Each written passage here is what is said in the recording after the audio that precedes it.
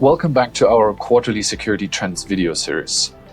Over the course of this video, we'll provide highlights on security events that we've been watching, ranging from civil unrest, crime, war, and terrorism. We'll also be discussing recent global incidents from the second quarter of 2023 and our outlook for the next quarter going ahead. My name is Tobias Wellner. I'm a senior analyst for control risks. Joining me today is Alison Wood, Head of Intelligence at Searist. Control Risks and Searist work together in a strategic partnership. Together, we provide the only augmented and analytics solution for threat and risk professionals, bringing together the best of human analysis and advanced artificial intelligence. Hi, Toby. It's great to be here today. And like you said, I'm the Head of Intelligence at Searist, which means that I'm ultimately responsible for all of the analytical content on Searist, as well as our collections, so all of the sources that we bring into the platform.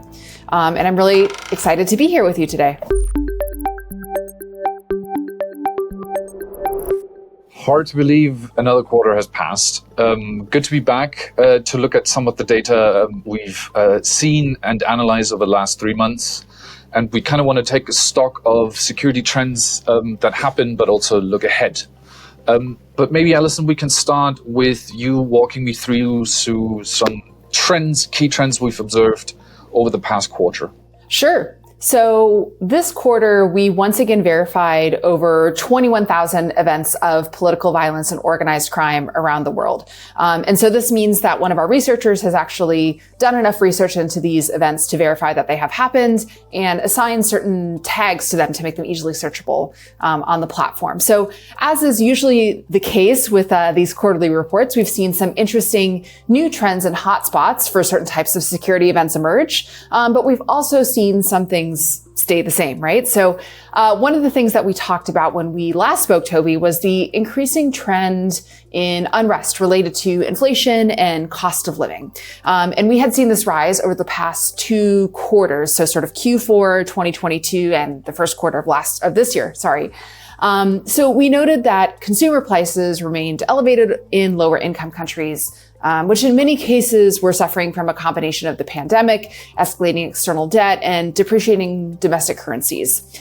So interestingly, we've seen this trend of unrest associated with high cost of living ease over the past quarter globally. But in Africa, we've seen it persist more than in other regions. So I think there's a mix of drivers here, and I'd be interested to get your views on these as well. So one is that, we see escalating public debt in many countries, which has forced some governments to implement reforms designed to raise state revenues. So this is things like raising taxes or reducing subsidies on things like fuel or food. We've also seen, secondly, conflict and drought in several countries, and this has exacerbated food prices as sort of supply chains are disrupted, or as food crops have not been as successful. So in many cases, the target of these protests are governments or government entities, and Searist recorded a nearly 50% increase in protests against government in the last quarter alone in Africa. So we'll quickly take a look at how we can view some of these trends on the platform itself.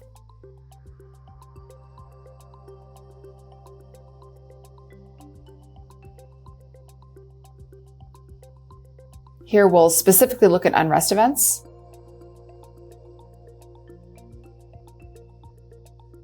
And then at the last quarter.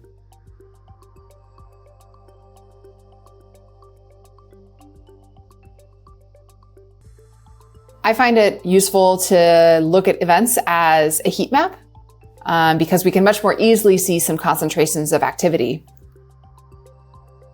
And here, if we'd like to dig into some of the trends and visualize them, you can do that here. Such a helpful overview of the trends, and you can dig in a bit deeper into the actual tactics as well. It's really helpful. Yeah, exactly. And here we can see that we've had sort of protests and blockades, and actually arson as some of the most common types of unrest events. And here, even though we looked at the government sector, we can see that sort of law enforcement, roads and private property were also areas that were targeted within sort of the government sector more broadly. So I guess, Toby, we see a couple hotspots here, but how do some of these, I guess, trends that we're seeing in the data play out on the ground? Maybe you can share a few examples of where we're seeing these trends in Africa. Sure, yeah. Thanks, Alison. I think we need to start by sort of reflecting and sort of tags onto what you just said. As always, inflation-related unrest risks are sort of always higher in countries with existing political pressures. We saw Nigeria popping up on the map that you just showed, and Nigeria has a new government which sprung right into action with several really major reforms, cutting down on state funding. The government announced the increase of petrol prices, ending year-long fuel subsidies, and the costs are here likely to rise for citizens, not only for fuel, but also for food and other costs. And in addition, the government is planning to increase the electricity tariffs as well. So in Nigeria, the unrest threats will likely increase in the coming months, and especially in the Niger Delta and in the southeast. I think another good example is Senegal, where we've seen large-scale protests in relation to a court case against opposition leader Ousmane Sonko. And we expect more to come ahead of the February 2024 elections. Businesses, including petrol stations, banks, supermarkets, were all subject to looting, arson, and vandalism previously. And I think Sonko's legal case, combined with increased political competition ahead of the election, is going to drive threats of civil unrest in the coming quarter. Now, Alison, can you tell me a few other notable regional sort of global trends from this quarter? Yeah, Toby. So another trend that we highlight in this report is one that we've actually observed over the past couple of quarters, but has become more acute, we could say, over the past 3 months. And this is the rise in environmental activism. And Europe was really a notable hotspot for this activity. And protests and direct action related to environmental activism in Europe more than doubled in the past quarter. Germany, the UK, France, Italy, Austria, and the Netherlands are some of the top countries where we saw these types of events occurring. In North America, we recorded nearly a 3-fold increase in activism. This was mostly in the US and Canada, but we also saw increasing levels of activism in Latin America as well. So places like Colombia, El Salvador, Mexico, and Ecuador. The majority of these events focus on disruption or other ways of garnering attention to environmental causes, or to actors who activists feel aren't doing enough about climate change. There are things like high-profile events or high-profile targets, such as politicians or businesses that are viewed as accelerating climate change. So we can also view this on Cirrus as well. So maybe in this case, we'll take a look at what we're seeing in Europe.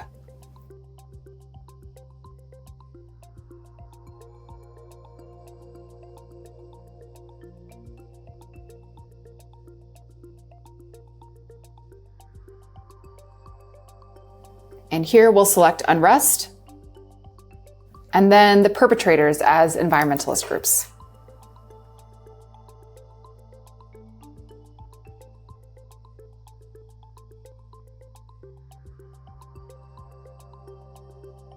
The database goes back nearly 10 years, but we will look at the past 3 months. And again, I find it easier to use the heat map function here to really see where activity is happening.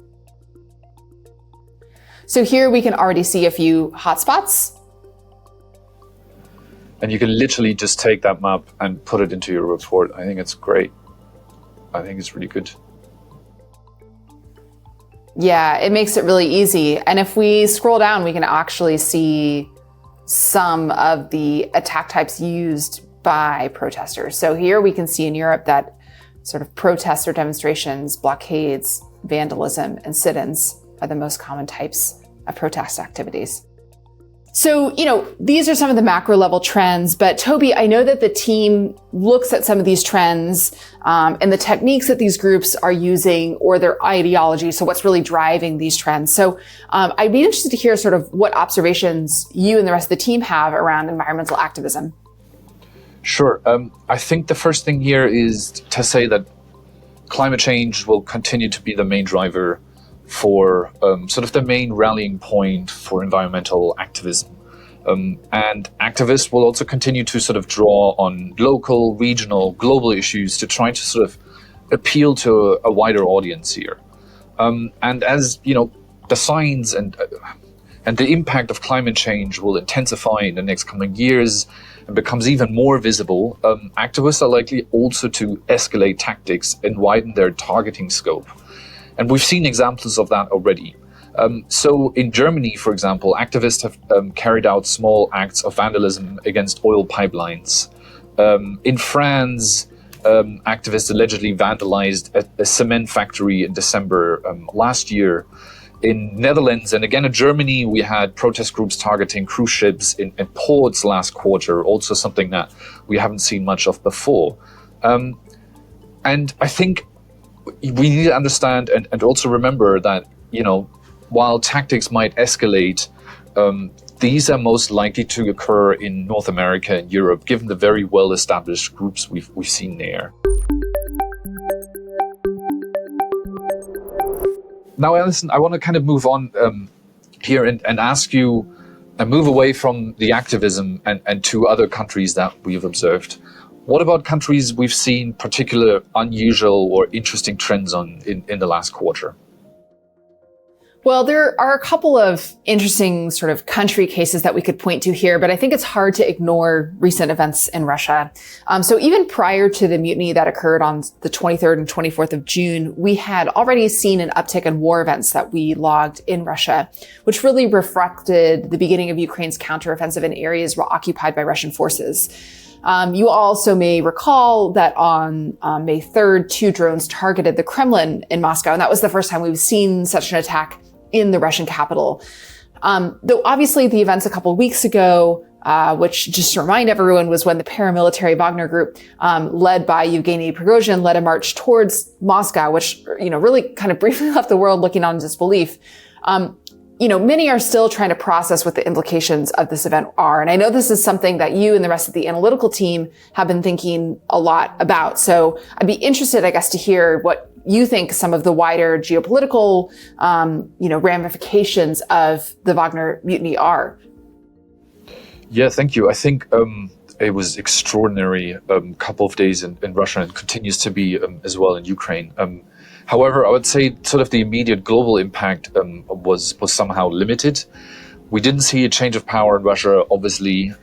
Ukraine probably was bolstered through the events for its counteroffensive. So that's on one hand. On the other hand, we saw sort of limited impact actually on energy, mineral or food markets globally. But what we did see is certainly sort of cracks in political stability in Russia. And Putin's reputation is probably damaged among some of his partners.